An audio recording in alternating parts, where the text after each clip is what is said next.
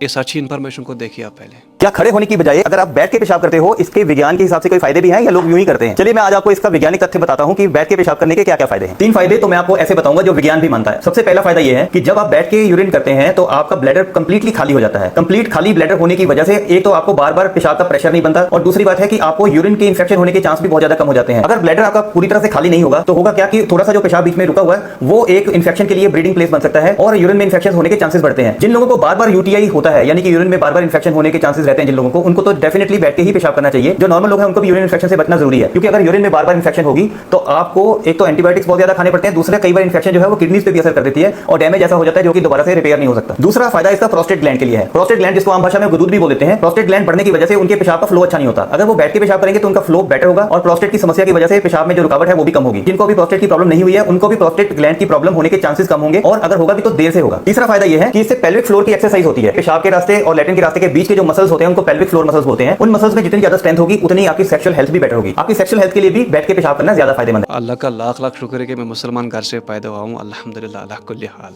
कि हमारे इस्लाम में इसकी, अभी तो आप फ़ायदा बता रहे हो उसके, लेकिन हमारे इस्लाम में इसको सख्त से मना किया गया है। कि हमारे इस्लाम में ये तस्वुर है कि बाज़ लोगों के अंदर ये थिंकिंग है कि अगर आप खड़ा होकर पेशाब करेंगे तो आप मुसलमान नहीं हैं बल्कि आप गैर मुसलमान हैं।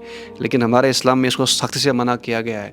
अब आपने देख लिया कि साइंटिफिकली इसका कितना फ़ायदा है, लेकिन हदीस में फ़रमान मुस्तफ़ा सल्लल्लाहु अलैहि वसल्लम इसका तरगीब दी है हमें नबी पाक सल्लल्लाहु अलैहि वसल्लम ने कि हमेशा पेशाब बैठ कर करनी चाहिए। अल्लाह अकबर, फ़िदा का भी व अम्मी या रसूलल्लाह सल्लल्लाहु अलैहि वसल्लम।